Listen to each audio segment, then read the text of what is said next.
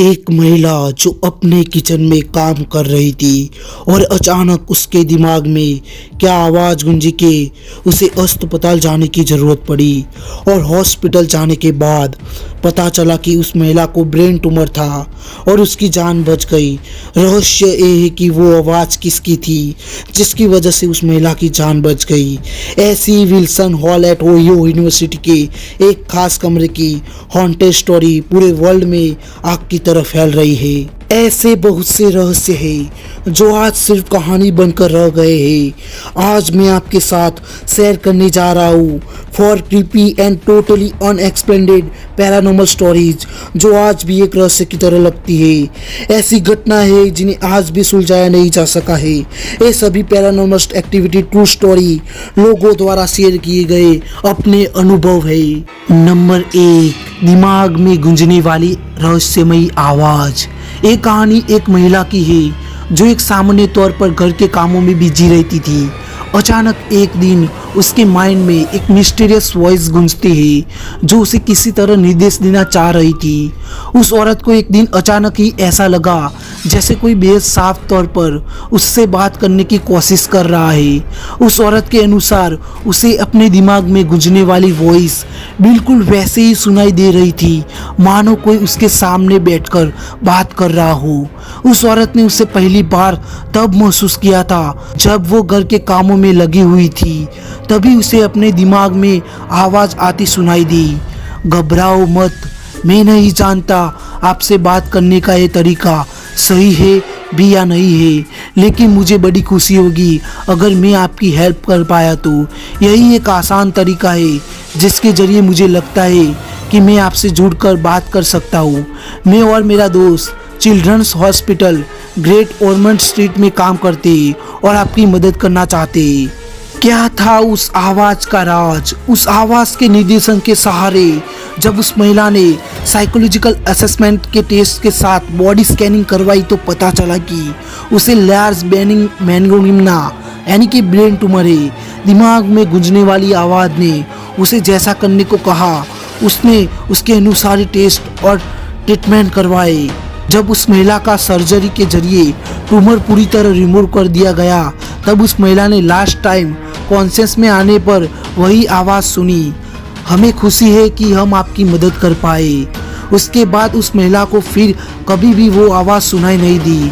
महिला का एक रहस्यमयी आवाज़ के सहारे ट्यूमर का खुद के स्तर पर जांच करवाना और छुटकारा पाना ब्रिटिश मेडिकल जर्नल में पब्लिश हुआ।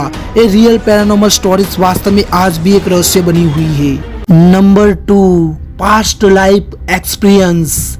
9/11 का हादसा कौन नहीं जानता है। ये इतिहास का वो दिन था जब मासूम लोगों ने अपनी जान गंवा दी, वो भी एक आतंकवादी हमले में। इस घटना के कुछ साल बाद एक महिला अपने पति के साथ टीवी पर उस घटना से जुड़ा एक प्रोग्राम देख रही थी। ये घटना उसके एनिवर्सरी इवेंट के आसपास की थी जहाँ उसकी एक 3 साल की बेटी खेल रही थी।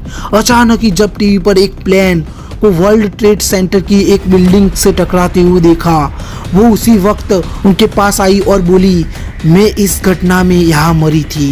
इतना कहते ही वो वापस खेलने में बिजी हो गई मानो उसने उनसे कुछ कहा ही ना हो।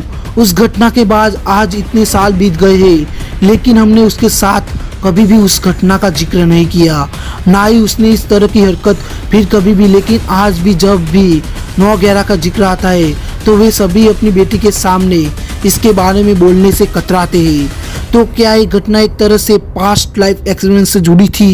ये आज भी एक रहस्य है क्योंकि एक छोटी सी बच्ची के मुंह में ऐसी बात सुनना बेहद अजीब था। Number 3, the mysterious whistler. ये अनुभव लैंसिंग मिचिगन का है। यहाँ रहने वाले एक व्यक्ति ने एक दिन स्ट्रेंज टूटूनेट व्हिस्टलर सुनाई देने का अनुभव शेयर किया था। उसे मिस्टर व्हिस्टलर वॉइस कभी भी रैंडम रूप से सुनाई दे जाती थी जो कि बेहद डरावना अनुभव था। उसने ये आवाज़ एक लंबे टाइम पीरियड तक सुनी और कई बार कोशिश भी की वो उससे जुड़ा एक वीडियो बनाए, लेकिन ऐसा हो नहीं पाया।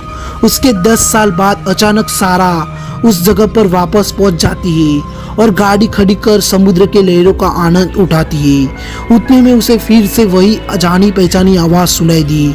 सीटी की ये आवाज वो एक बार फिर से सुन रही थी।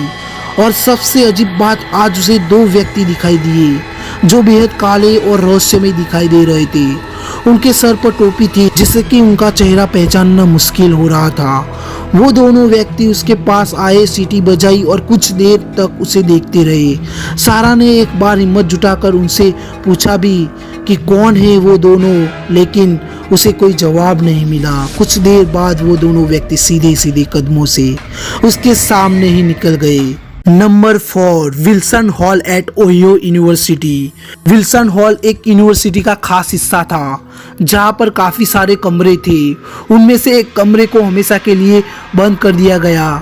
यूनिवर्सिटी के इस कमरे में किसी को जाने की इजाज़त नहीं थी क्योंकि वहाँ पर पहले ही numerous report of haunting and dangerous ghostly activity in the room को लेकर एक डर का माहौल पैदा किया जा चुका था। अब तक की सबसे रियल पैरानॉर्मल स्टोरीज में से एक है। इसे आप ध्यान से देखना। इस जगह रहने वाले लोगों का मानना था कि ये जगह पहले एक इंडियन बुरियल ग्राउंड थी। उसको हवा मिली कुछ स्पिरिचुअलिटीज के द्वारा, जिन्होंने दावा किया कि एक जगह खास तरह के सेंटर और पेंटाग्राम को बनाती है जो कि 5 सच एंशिएंट कैम्प्टेरियस को मिलकर बनाता है। ऐसी जगह पर पैरानॉर्मल एक्टिविटी की संभावना बेहद ज्यादा बढ़ जाती है, फिर चाहे वो अच्छी हो या बुरी। इस जगह की रहस्यमय घटनाओं की उसकी शुरुआत हुई 1970 में, जब एक स्टूडेंट अपने कमरे में यानी रूम नंबर 428 में रहस्यमय तरीके से मरा हुआ मिला। उस समय किसी ने इस बात पर ध्यान नहीं दिया, लेकिन बाद में एक लड़की को एक कमरा मिला तो उसके साथ भी रहस्यमय घटनाएं होने लगी। वो अपने कमरे में कुछ खास स्पिरिचुअल रिचुअल परफॉर्म किया करती थी जिससे उसे एस्ट्रल प्रोजेक्शन के अनुभव होने लगे थे। ये अनुभव इतने तेज थे कि उनकी मानसिक स्थिति को प्रभावित कर रहे थे। अचानक एक दिन वो अपने कमरे में मरी हुई पाई गई। रिपोर्ट में पता चला कि उसने अपने हाथों की नसें काट ली थी। सिलसिला यही नहीं रुका।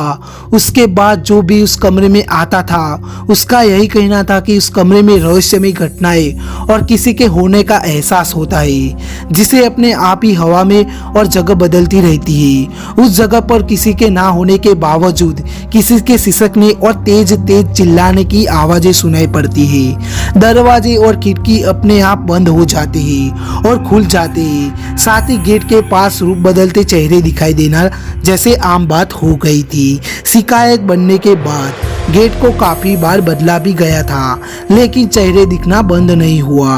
यूनिवर्सिटी को अब डर सताने लगा कि कहीं इस वजह से किसी और स्टूडेंट की मौत न हो जाए, इसलिए उस रूम को सील करना ही बेहतर समझा। उन्होंने तब से लेकर उस रूम को आज भी बंद रखा है।